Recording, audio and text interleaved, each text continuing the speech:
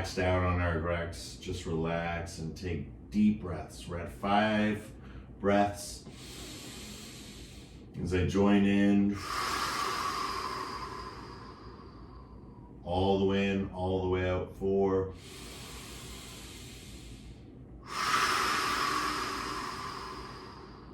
3,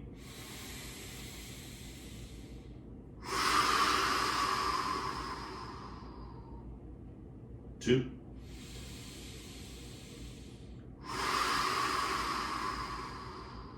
and 1. Inhale, hold the breath.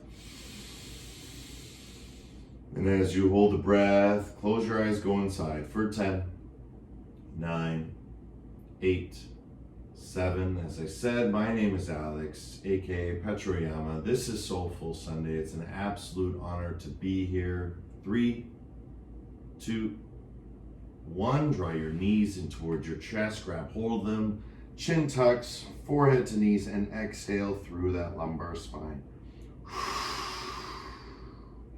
Let it go, let it flow for 10, 9, 8, 7, 6, 5, moving around, 4, 3, 2, 1. Beautiful. Head back down to the ground, relax your head side to side. If you'd like to put a bolster or your hands underneath your head, that's cool. It just gives you a little bit of a pillow, a little bit of support for the cervical spine. And now we're gonna do toe taps, nice and gentle. So the toes touch the ground, then we curl the toes and draw them in towards the chest. And you're gonna feel some tightness in the lumbar spine, and that's what we wanna work through. So we're gonna spend about a minute here just moving and grooving as we talk about today's theme.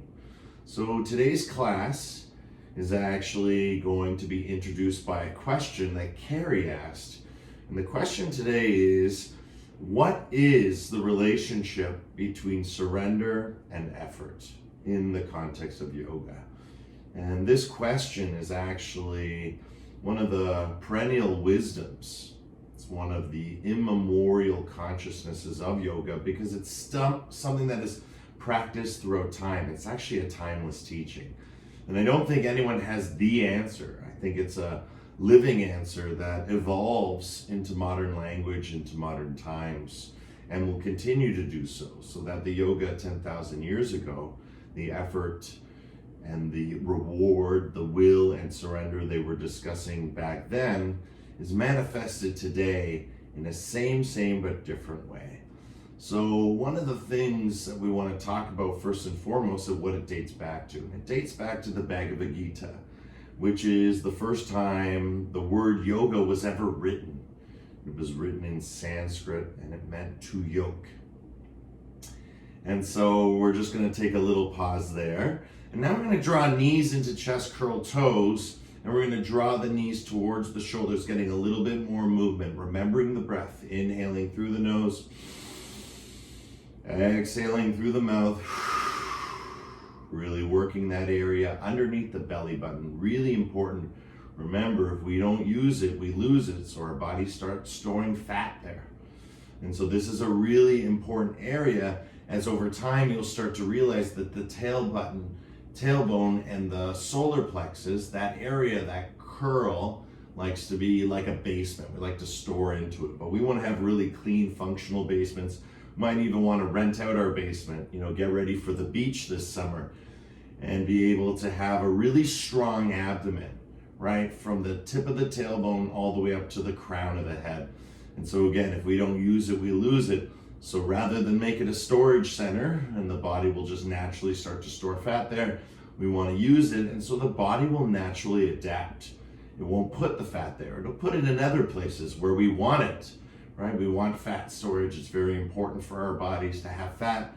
We just want it in the areas that are optimal and functional. Good. Now bring the soles of the feet to the floor. Let's do some tailbone tilts. At this point, I'm going to relax my hands to my side because it feels better just to tuck chin now and get that nice tilt in the tailbone. The sensation as my tailbone tilts up, my heart is pushing down.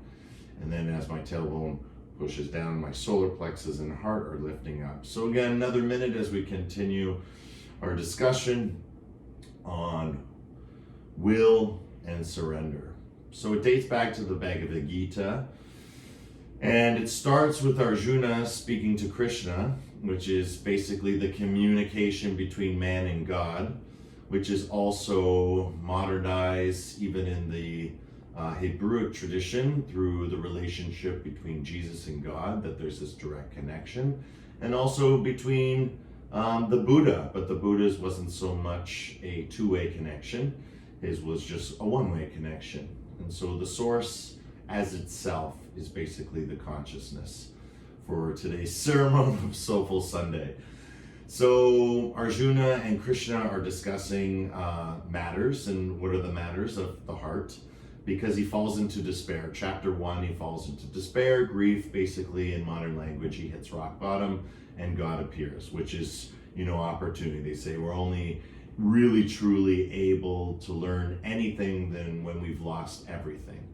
And so that's the kind of fire that starts the Gita. So if you've never read it, it's an absolutely fantastic discourse consciousness. Maybe one day we'll do a little workshop on it and read it together, which is what I do in the YTT program. But maybe we can do a little micro program. So in this discourse in chapter 1, he falls into despair, and both will and surrender are introduced as the ways out. So throughout this practice, I'll bring in little tidbits of information, and we can digest them in short, sweet parables or messages and teachings. And again, integrating it through the posture, through the pranayama, through the practice, finding those powerful patterns in the body.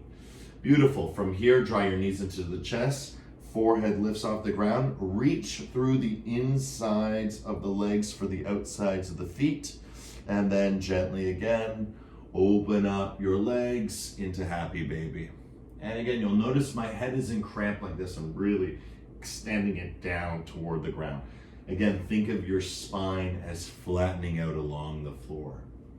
That's what we want to receive. That's what we want to achieve. So again, there's a little bit of a curve in my neck, but I want to prevent that, so I might look up. And then let's turn this happy baby into a playful baby, moving one leg at a time, kicking out, playing, feeling, breathing, being, knowing, showing, giving, living. All right, nice and gentle. Relax your jaw, relax your shoulders. Let everything relax. Let it flow, let it go. As you move and groove for 10, 9, find that breath all the way in, all the way out. 6, 5, 4, 3, 2, and 1. Beautiful. Knees into chest. Give yourself a nice squeeze. And this time, extend your arms straight. Lift your head off the ground and pulse.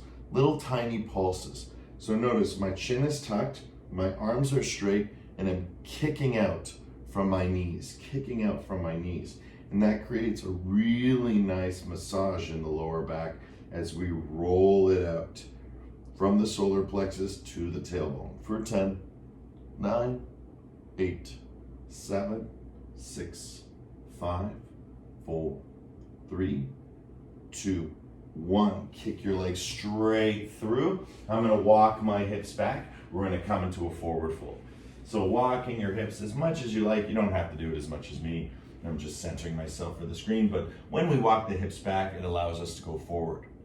Once we're in this forward position, we want to allow our legs to get straight. That's the first and foremost. That's the most important part. Once the legs are straight, then we work on reaching towards the feet.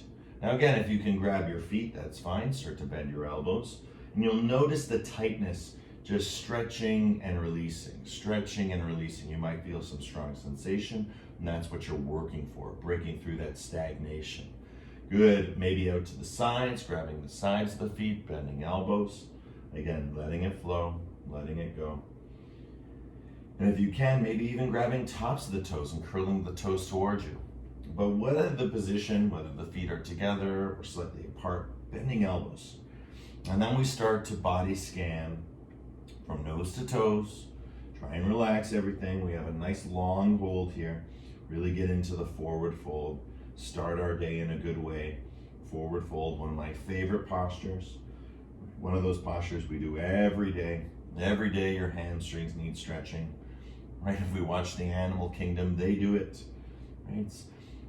As it was taught to me, my Dr. Jill, he said, I think Jill Hadley, he said, the fuzz speech, and talks about the fascia, and talks about that tightness and how fascia grows, and how when we stretch, that we actually release this fascia, allow it to get into our bloodstream and into our lymph system, let it circulate, rather than becoming scar tissue, or as we talk about, congestion in the body. So again, the fastest moving water is the cleanest moving water, and that's why we do this little micro movement to keep us flowing and going in a good way, in the right direction, moving forward, and finding that calm, cool energy that the forward fold brings. Good. 10, 9, relax your head, relax your shoulders. 8, 7, 6, 5, 4, 3, 2, and 1. Before we get out, find a comfortable position here in your forward fold. We're going to do 1 Brahmari to clear the posture. This is going to send a vibration nose to toes. It's going to affect every cell in your body. The louder, the stronger, the better. Deep breath in. Breathe with me.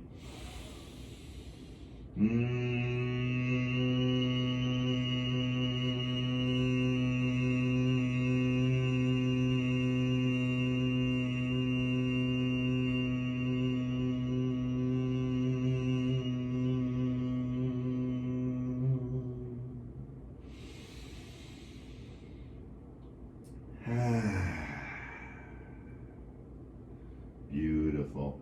Fantastic. Bringing the hands behind you, soles of the feet to the floor. Just start to windshield wiper your knees side to side. I like to come into deer pose as I do this. Some people like to just windshield wiper together. I like to open up the hips a little bit more and really work on getting one knee down at a time. And as I do this one knee down at a time, I'm going to look in opposite directions, and that increases the stretch.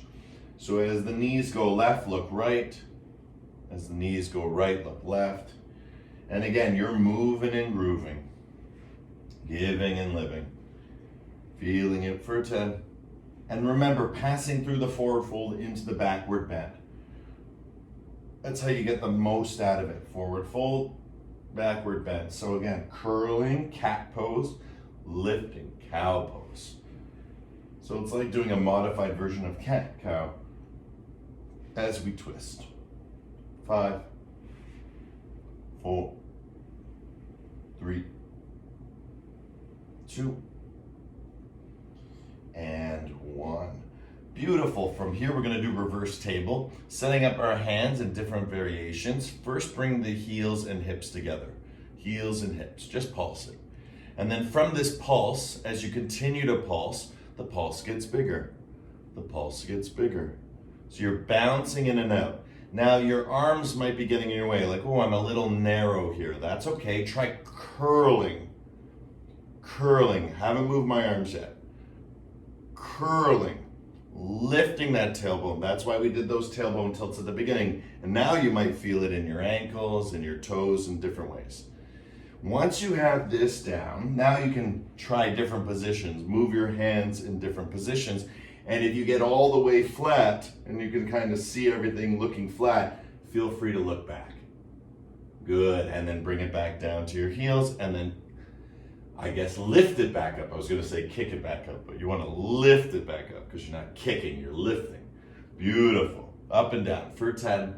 Take as much time as you need. Take all the breaks you need. Try different hand positions. 9. The narrower you go, the harder it is. 8. 7. Resist the urge of that ankle lifting off the ground. 6. 5. Always resetting by bringing hip to heel. 4. 3, 2, and 1. Beautiful. Let's climb on through into our squat position. And as we find our way into squat, again, we're really weighting the joints. And this is really good for arthritis. I know for some of you, this might feel really like a strong sensation, all this. That's okay. We don't do it for too much. Remember, it's an effort-reward ratio. So it's same as will and surrender. We don't want to just be in surrender, because if we're just in surrender, right, that's just quitting. That's just giving up. So surrender with will. So it's like yin and yang. There's no just white, just black, right? There's no just sun.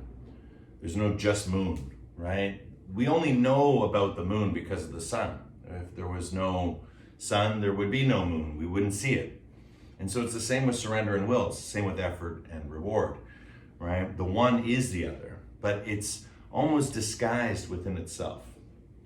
It's very interesting, and we'll continue to discuss it as we flow. So coming into a squat position, whatever's comfortable for you, I'll give you a few different modifications and versions. You can place your hands on the ground, relax your head down, and just do slight little bounces to help relax and massage. This is known as shake medicine, right? This is a micro movement. Gets the energy flowing, increases circulation through micro movement. You can use the elbows to the insides of the thighs and press them out, and then see if you can get your thumbs to your heart. Ooh, big stretch, and that kind of lifts your chest. And so you want to tuck your chin down and really lengthen. Good, so that's another form. And then there's another one where you can work your armpits underneath your knees, go a little bit more narrow, and it's almost like preparing for crow pose. So again, you would want to lean forward into it and see if you could bring the palms down toward the ground. So again, whatever variation you choose, they're all good. All of them are good. And let's breathe for 10 breaths together. 10, 9, 8, all the way in, all the way out. 7, 6, 5, 4, 3, 2, and 1. Beautiful. Come forward into a tabletop position. Relax the legs back, uncurl your toes, and now we're just going to do cat-cow from here. You'll feel a bunch of stiffness in that lower back. Just release it. As we do cat-cow, just releasing it, letting it go, letting it flow, looking down at your belly button, looking up towards the ceiling.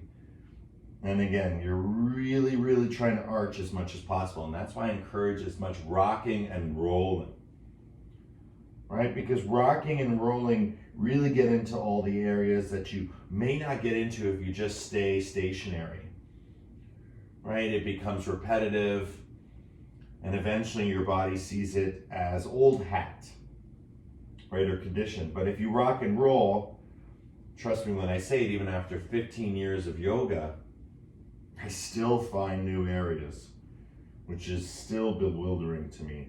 And that's why yoga truly is a lifelong practice. Just like Rome wasn't built in a day, nor too is our yoga practice, right? It's a life. It truly is a lifelong practice. It's not competitive. You're not competing. You're always doing your personal best. Your personal best is not anyone else's. And what that personal best is truly a subjective experience. It's your own integration of will and surrender, right? So momentum is a part of surrender, right? Because momentum, you get flowing, you get going. But how did it get going and flowing? That's your will. So that's your will to surrender. That's momentum. And then your surrender to the will is something slightly different. That's when we relax. That's when we let go.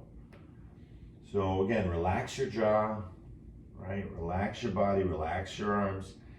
Again, nice long time here in cat-cow to really work it out.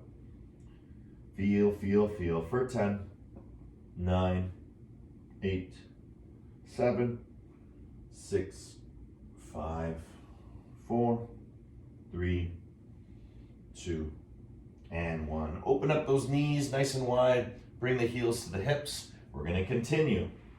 So now we don't have any issues with the wrists, right? And I know that some of us here do have issues with the wrist, and that's why we always take breaks, we always modify, and that's why you'll always be seeing me doing this movement with my hands. Again, really important to work the circulation, bringing movement as medicine to the body. Good. From here, cat-cow. Once again, cat-cow. Notice the difference. Feel, heel, know, show, stretching. Look down at your belly button. Look up to the ceiling. All the way up. All the way down. All the way up. All the way down. Beautiful. 10. Breathing. 9. Really working it out through the lumbar spine, especially because we're in lockdown. All right, we're not moving around as much as we usually do, going to work, taking our bicycles, taking the train, being on a plane, moving around, right? We have more sedimentary activities. And so that involves a lot of sitting and lying down. So again, a perpetual cat-cow is really all we need to break through this fixation. It's very, very important, right? To feel, to heal. Good. 10. 9, relax your jaw. 8, start to move in unique ways, not just up and down, but left and right, whatever your body's feeling. 6, 5, 4, 3, 2, and 1. Beautiful. From here, coming forward into a tabletop position, bring the right knee towards the right wrist, and then bring that ankle toward the left hip. Now we stretch back, and now we're in pigeon pose. Perfect. Here in pigeon, get in a nice, comfortable way as you stretch out, and start to look left and right. Look left and right. And again, we're breaking through all that fixation. As we've discussed before in previous classes, it's like blowing our nose, right? It's congestion in the body, right? It's lack of circulation. And so this lack of circulation creates what we feel as fixation or stagnation or just dullness, right? So we want to awaken our bodies, awaken ourselves. So again, micro movements are the medicine for the body. Stillness and teachings are the medicine for the mind. They're stimulating. We're stimulating surrender. We're stimulating will. We're stimulating effort. We're stimulating reward. This is what awareness does. Beautiful. From here now, coming down onto our forearms and stopping here, or if you like, let the elbows fly open and just place the forehead on the floor or on the tops of your palms. And again, deep breath in, deeper breath out. Right? Feel it in your hip. As we work the hip, we move from the hip to the heart and from the heart to the head. That's our Soulful Sunday practice. That's what we do each and every week in the same but different way. And that's the joy of it. That's the fun of it.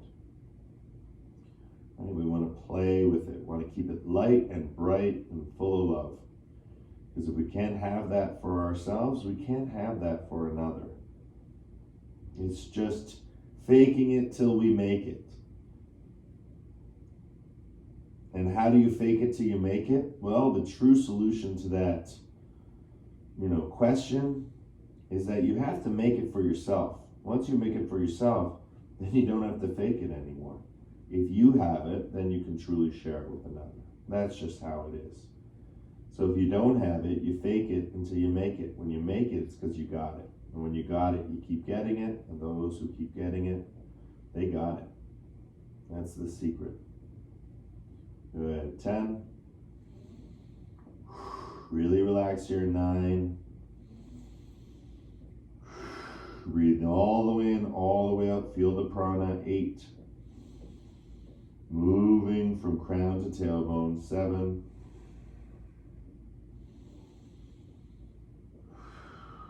6. 5.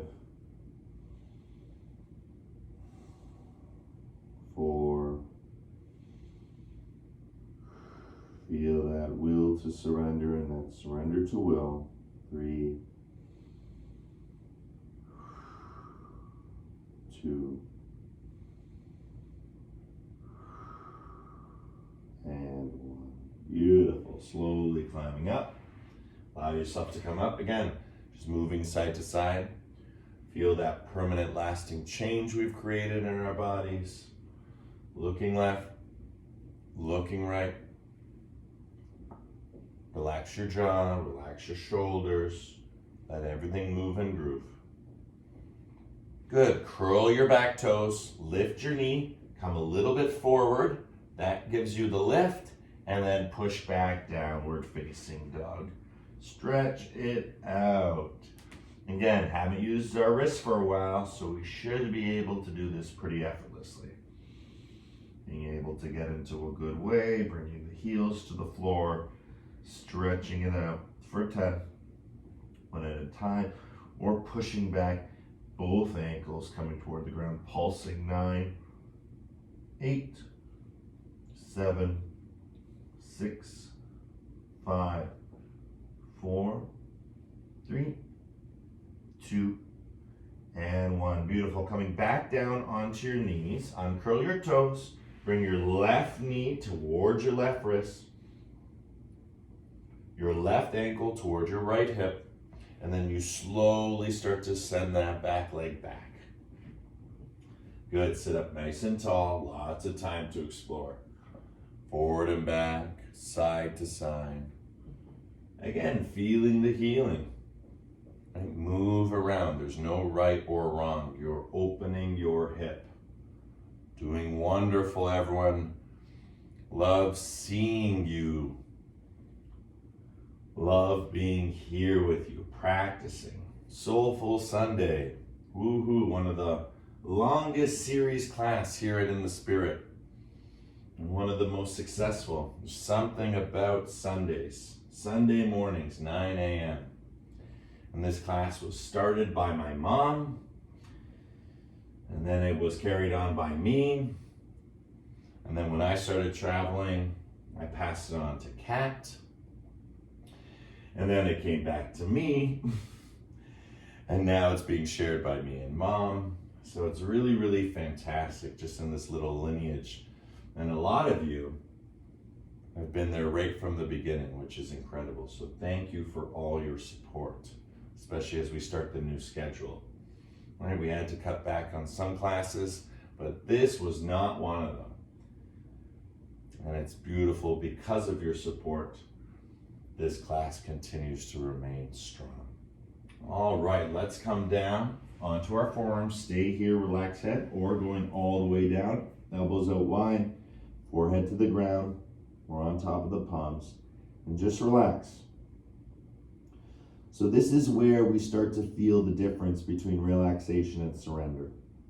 Right? Surrender is what gets us to be relaxed. And then when we're relaxed, we know we're in a state of surrender. It's kind of like a dog chasing its own tail. It's still a dog. Relaxation is surrender, surrender is relaxation. But it's kind of also like, which came first, the chicken or the egg? So can you truly know what surrender is without relaxation? Right? So in the case of Arjuna, did his despair, did his misery, did his sadness go away? No, it was still there. He just surrendered. And so he could relax, he could listen. Right? Didn't mean it went anywhere. It's the same thing. And just because we let go doesn't mean those things aren't still holding on to us. It just means that we're not holding on to them anymore. We've let go. So it's a very subtle perception. These words kind of get wrapped up in all these meanings. But the true meaning is being. So when you let go, when you are relaxed, when you are in a state of surrender, it doesn't mean those things, sadness, despair, grief, that they're not holding on to you. It just means that you've let go of that attachment. So regardless of whether it remains or whether it's in the background, it's totally fine. You're not repressing it. You're not suppressing it, right? It just is or it isn't.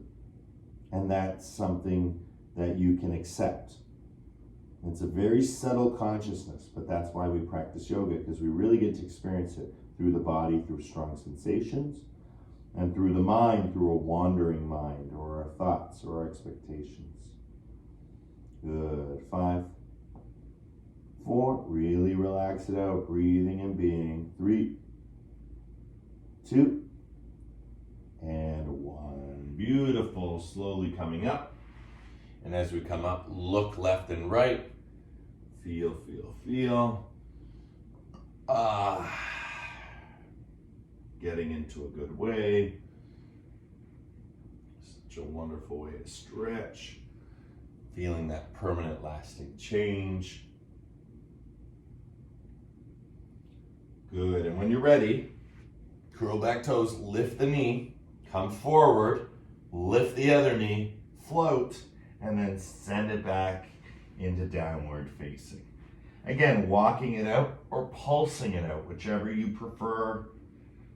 Right, breathing here, feeling here for 10, 9, 8, 7, 6, 5, 4, 3, 2, 1. Beautiful. Coming forward into plank. Plank's one of the best postures we can do for our cores.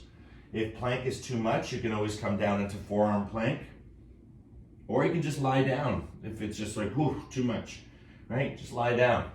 For some people, it's never enough, right? We always want to get stronger. Good. So whether in forearm plank or straight arm plank, just start to move your heels forward and back, forward and back. Good. And remember, you can always lie down. That's where we're going. Good. Nice and strong. 10. You got this. Breathe. 9. Curl. Look at your belly button. Right? Curl. Don't let the lumbar spine limp out like this. Really lift it up. Curl it. Like cat pose. Good. 6. And then moving heels forward and back, getting that peripatetic movement. That's what gets the kundalini going. 4, 3, 2, and 1. Beautiful. You can chaturanga, knees, chest, chin, or any way you want to lower on the ground. Bring left or right ear to the floor. I won't be able to do that because of the ear pods. So I'm just going to point my hands. You can do the same. But if it was just me doing my own practice, I would just put my ear on the floor. But of course, if I do that, you're going to hear. So we're not going to do that. Just being mindful, right? As we share this darshan, this direct transmission from student to teacher. And that's the beauty of the internet. It's becoming more and more materialized, this ability to create darshan. In the old days, it was done through almost a psychic transmission, still possible today. Of course, where did this concept of Wi-Fi and the internet come from? Right? We've always had it within us, this ability to transmit knowledge through spiritual sources, just like Arjuna and Krishna. When Arjuna fell into despair, Krishna appeared. And so inspiration always flows from aspiration. And what was he aspiring to? The great battle, which will be a lesson for another day. Good. When you're ready, let's slowly start to come up into Sphinx pose, getting a nice back bend here. As we get into our back bend, really pressing our elbows into the ground, lining them up with the shrews. I've been calling this one turtle because I find it's like a turtle. So you're not really stretching your neck. Your neck is stretching because you're moving your shoulder blades down and up. So really focus more on the scapula, right? And you're just kind of pressing into the ground, lifting up and down. And you'll feel it all the way through the abdomen and down into the belly button, into that region we were talking about earlier, sort of the basement of our abdomen where our body likes to store things. And so we want to stretch that out. And as we breathe here, we can make that connection underneath the belly button to the floor. So right? You can actually feel the body pushing on that subtle area, right, and down. And again, increase circulation, increasing motion, increase respiration, increase circulation, right? And as we move our bodies, we get less stagnant. We get less congested. Relax your jaw, just lifting up through the lumbar spine, in through the thoracic, up into the cervical.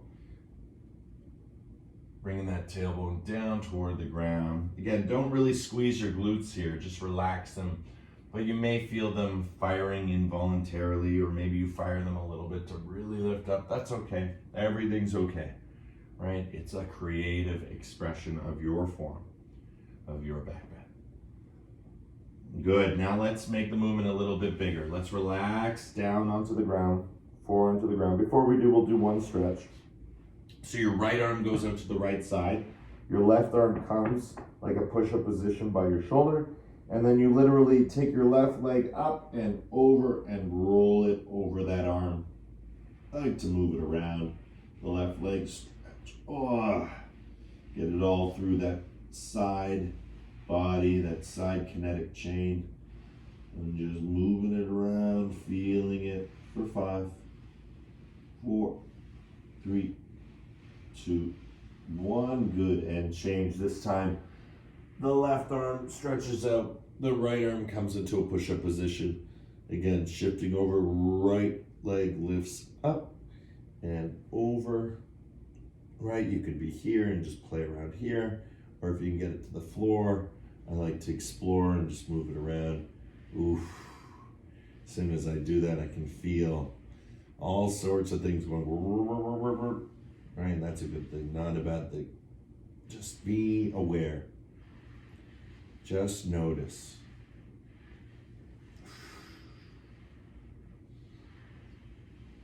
Good, and coming back.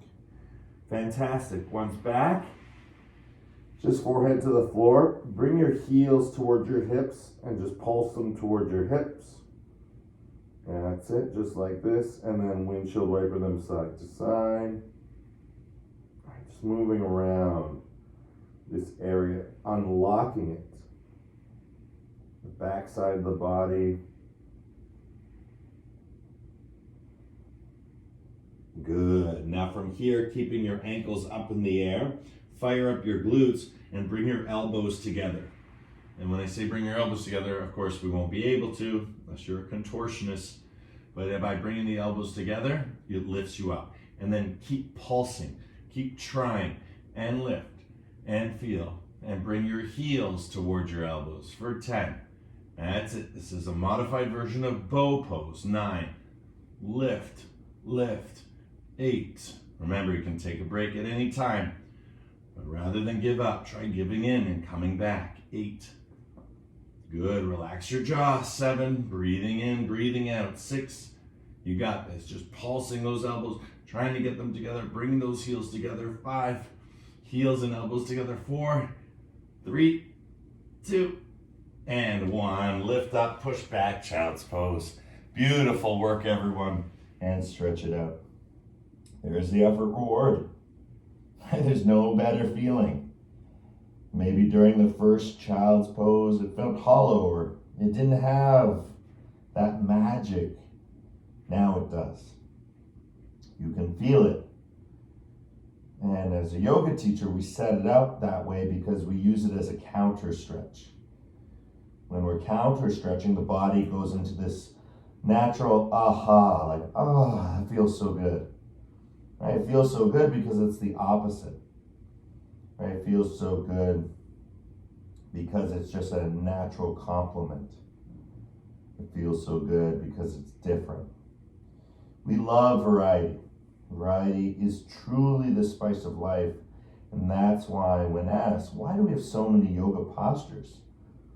Well, variety is the spice of life. You know, they're there because someone was exploring something and needed it. If there's a posture out there that seems completely ridiculous to you, that's okay. It's not for you, but for someone else who is at that level or working toward that point, they just had an itch that couldn't be scratched, and so they made up something new. And that's cool. So it doesn't mean it has to be for you. It doesn't mean you have to do, standing peacock. Right? It doesn't mean you have to do handstand. It just means it gives you a certain sense of appreciation for those who do, because they have an itch that can't be scratched. And so they find these postures to help them fulfill that. And as long as they're breathing, and as long as the breath is leading the movement, then it's yoga. It's always yoga, no matter what we do, whether we move just our finger or we move our whole body. For breathing, it's yoga. And for doing it through the breath, in the mind, in the body, it's yoga. Because again, the two are becoming one. We're yoking the mind and the body through the breath because they were never separate. And that's the ultimate spoiler alert of the Bhagavad Gita. There is no separation between you or anything else. Once you figure out non-separation within yourself, the personal, then it moves to the universal. And you feel it with the entire cosmos. 10, 9, 8, 7, 6, 5, 4, 3, 2, 1. Beautiful. Coming up. Fantastic. Looks good, everyone. Time is good. Bring the right knee forward, and then bring the left knee behind the right knee. Okay? See how I did that? I was here. Right knee forward. Move the ankle like in pigeon pose. And then the left knee comes underneath the right knee, and I sit back. Be careful. Take your time. Slowly, slowly. Let it open up. That's it. Take your time slowly. So let it open up if it needs to. If it's too tight, your body will tell you that. Everyone's able to sit back. You just got to go slowly, and you got to let your legs just kind of like two snakes, just kind of find their position underneath you. Good. This is known as shoelace. Come forward. If you can. If you can't, stay back. Right? Back is easier. But if you can come forward, really stacking one knee on top of the other knee and bringing it down, letting it relax. Right? There's no right or wrong here. This is just internal rotation of the hip, which is very important. You'll feel really good today. You'll be like, ooh, my hips feel great, right? We externally open them, then we internally open them. Right? Really, really important.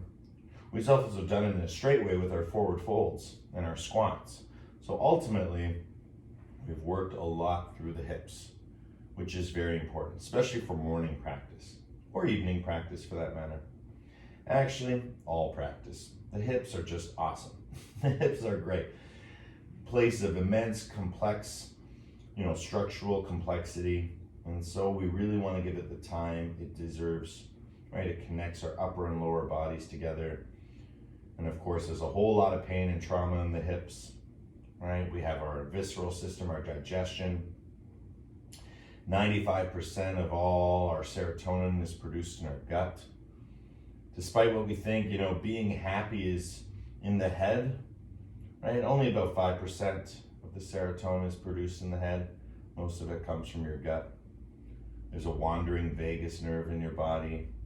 So your face may be twitching or doing funny things throughout the practice.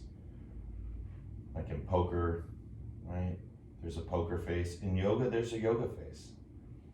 Right? So no crinkling of the forehead, no crinkling of the eyes, soft, calm. Because if your face is soft, calm, your body is soft and calm. And trust me when I say it, even for me after 15 years, not there all the time. Right? Because that wandering vagus nerve will just send that signal up. And that's great. It's a direct connection. It's a live wire to what's happening, below. And that's what we call the hips. That's the visceral sensation. Beautiful. Now from here, we're going to come forward or back. It depends what we want to do, but before we do it, depending where you are, just lift that top knee That's it, just lift the top knee. I know we all got in different ways, but we're all gonna end up the same way. Lift the top knee, so this is the right leg. You know it's right because you're looking at your L's and you're like, okay, I'm on the right side, right leg. I know they're crossed, but just remember right. And you're gonna take your left hand, so you form an L with your left hand and you grab hold of your right knee. Beautiful, just like that. And now once you're here, you take your right hand. I know there's a lot of left and rights, but just take it step by step. Right hand, and you place it behind you. Good, nice and comfortable. You see the curve in my back? Now watch this. I'm gonna use that hand to lift my heart toward my knee. Lift my heart toward my knee. And as I do this, I'm gonna keep lifting and I'm gonna keep twisting over the right shoulder. So again, I'm holding my right leg with my left hand. My right arm is behind me. I'm looking over right shoulder and I'm moving it around. Some teachers teach that it goes right to the tailbone. That is super difficult to do. You gotta get there. So start nice and wide, create a nice beautiful triangle, and then slowly you can bring it closer and closer. But closer and closer just means you're going more into a back bend. More into a back bend. So that forward fold, that natural forward fold is getting kind of ironed out or pressed out of the body. And you're using that opposite hand to help that motion. Good, 10, 9, twisting through. As promised, moving from hips to heart to head. 8, 7, 6, 5, 4, 3, 2, and 1. Beautiful, back to center. Now, there's 2 ways to come in and out. I like the favorite way, so let's try it because it's a practice. So you see the leg that's up, we're gonna go with it. So now we're going to the left side.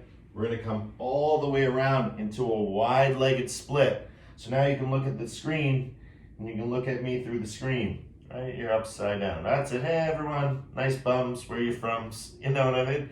And now we're gonna drop that right knee down and the left knee comes on top. And that's it. It's the perfect transition back into shoelace.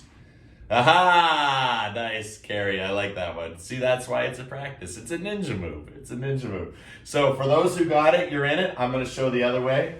So for those who aren't, we're going to go back into our tabletop position.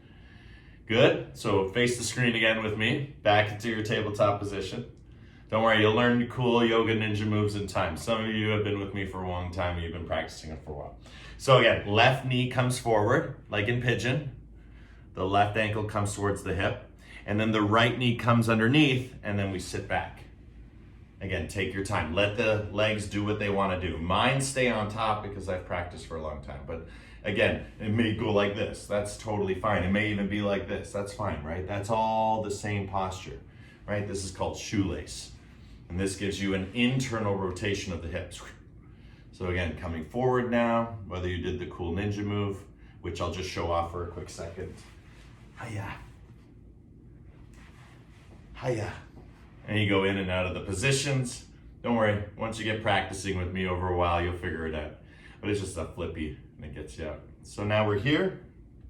Left knee's on top, lowering down toward the ground. And as you lower down towards the ground, feels really good. Again, getting that internal rotation. So as we said earlier about the Bhagavad Gita and the relationship between surrender and will, this is the time we now surrender. We used our will to get into the posture, right? Our mind may be very active, and now we need to use surrender to notice that activity. We're not trying to change it, right? Arjuna is, in the beginning of the Gita, is constantly trying to change his grief, change his despair. And what Krishna keeps responding to him is to surrender, to accept. Because it isn't until we start to, like in mindfulness, notice without engagement, without engaging, without thinking, right? So the intention overrides the thinking. Can you accept what you're thinking? Can you notice what you're thinking? So if you're being mindful, it's not that you don't have bad thoughts or you don't have good thoughts or you don't have right thoughts or wrong thoughts or happy thoughts or bad thoughts. If you want to change those thoughts, that's not the practice of yoga or mindfulness, right? We're not in the business of change. We are, but we're not, because if we're in that business, we would just take drugs, which we do too, right? Or we breathe, or we hold our breath. We do all sorts of things, but it's not the foundational teaching. You know, there's supplementary teachings, you know, in Patanjali and all this that encourage different, you know, siddhis, and that's change, powers, those are changes. But ultimately it's about noticing, it's about accepting, it's about being aware.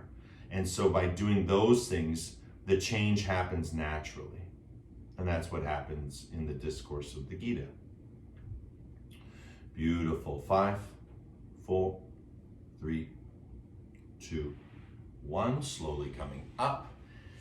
Again, let that top knee just lift up so the sole of the feet can come down just a little bit to give yourself a little space. Take your right hand, so again, the one that isn't the L shape, and then give it a hug. So you're taking your right arm onto your left leg. And then we take our left arm, right? That's the one with the L.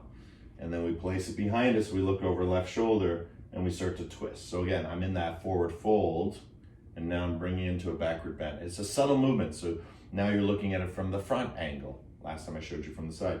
So it's a lift. It's a lift and twist. You'll always go back into the forward fold.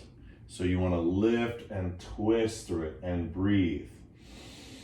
Right, bring that prana into the body so you start to internally stretch.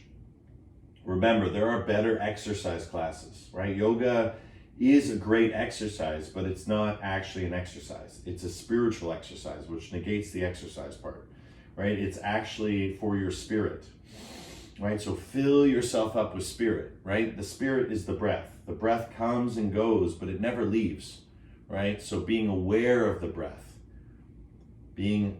taking notice of the breath, and then helping it expand and contract, you get into the deeper places. And so all this effort, what is the point of the reward? Well, physically for me, it's to become pain-free, to work through the strong sensations, right? True health is happiness. So if your body is happy, your mind is going to be happy or produce happiness.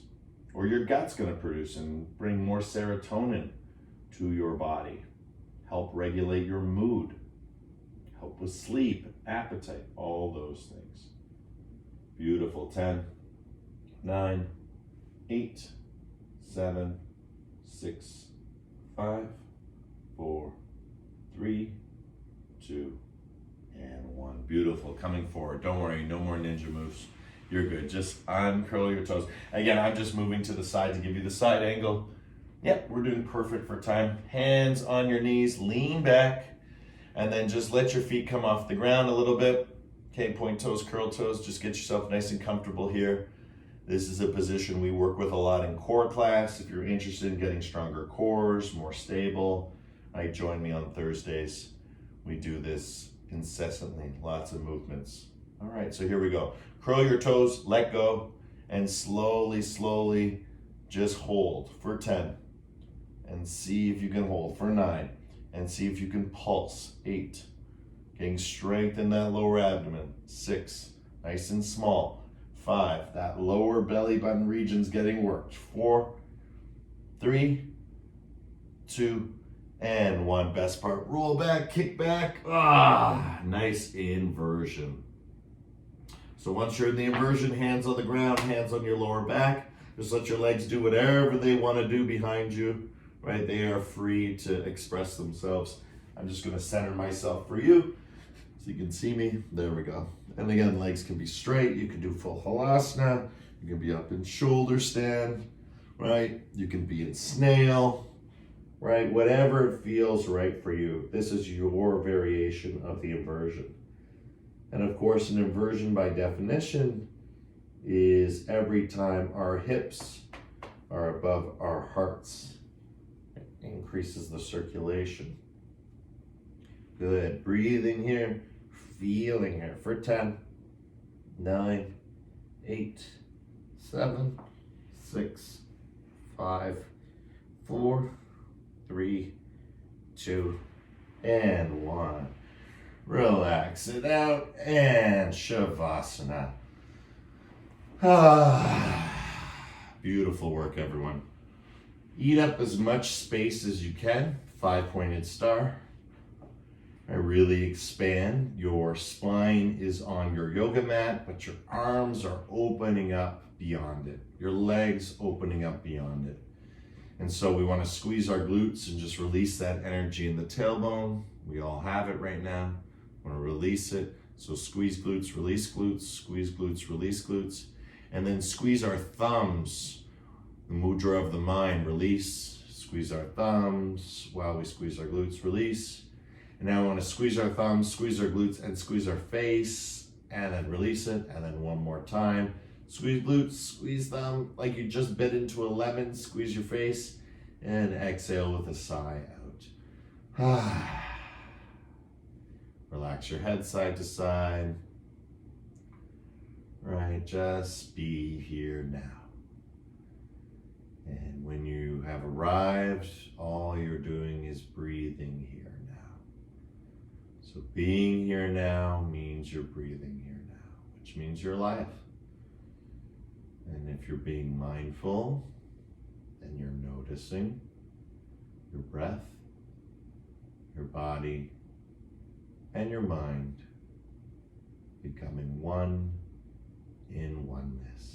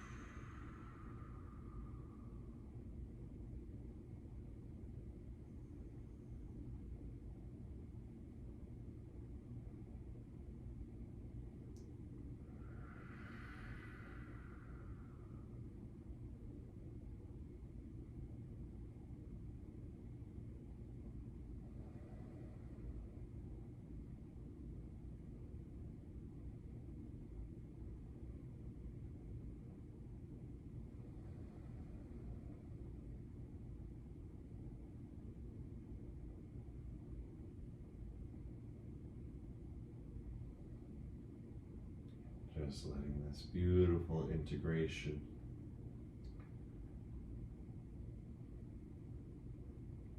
be held and take hold in your body.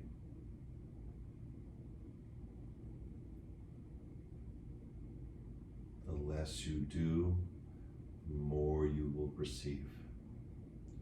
Imagine yourself as a stone being dropped from a raft or a canoe from the center of a lake to the bottom of the lake. No matter how big the rock is, no matter how much we are suffering, no matter how much pain we have, how much density, you float effortlessly, lightly and gently, down, down, down to the ground.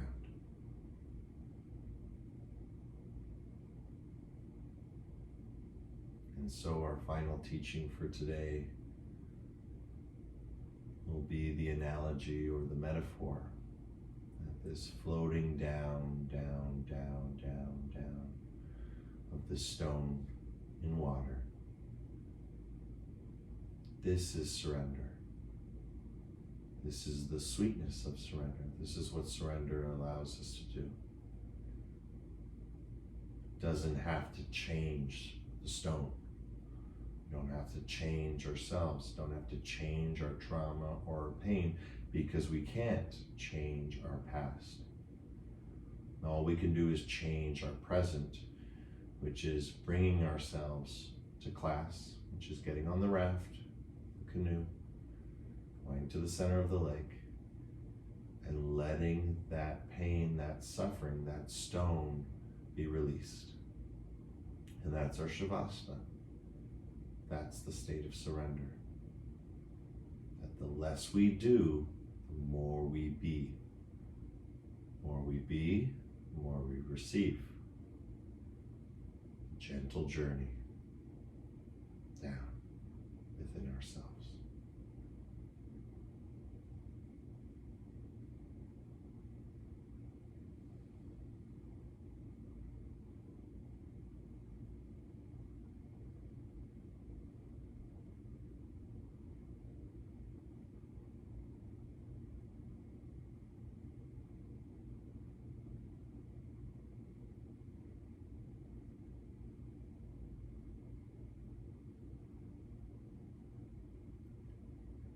Gently, slowly starting to relax. Head side to side.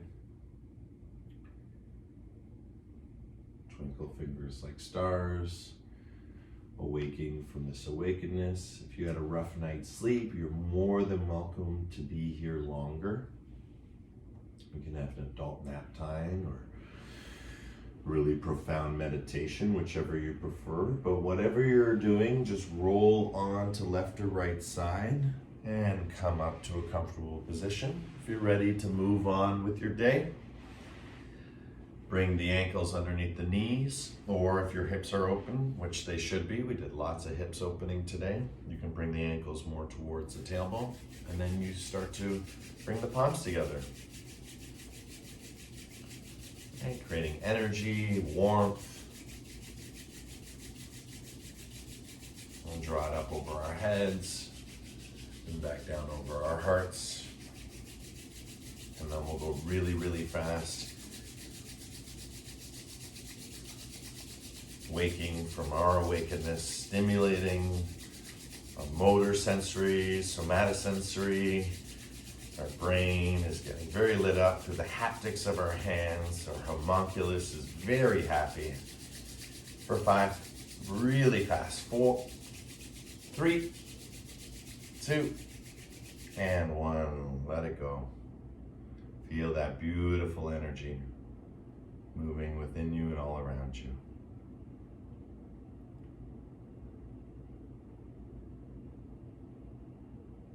Welcome to the first Soulful Sunday of the year. Let's really be present to our presence. Let's hope that for the next 51 weeks that we can continue on this magical journey together as we share and care, whether online or in person. Here is now, and everywhere is always.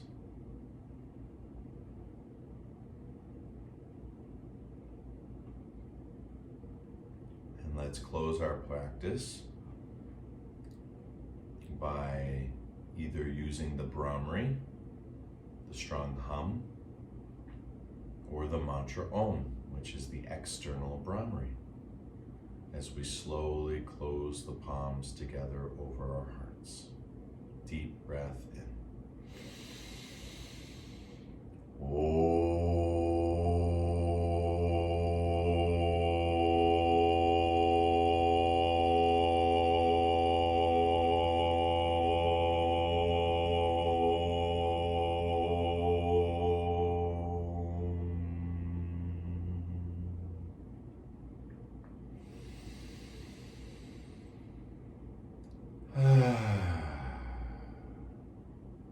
Shanti, shanti, shanti. Peace, peace, peace. In your hearts, in your lives, in everything that you see, are, and be. The divine in me sees and shares the divine in you. In love, with love, through love. Thank you everyone for coming out today. Namaste.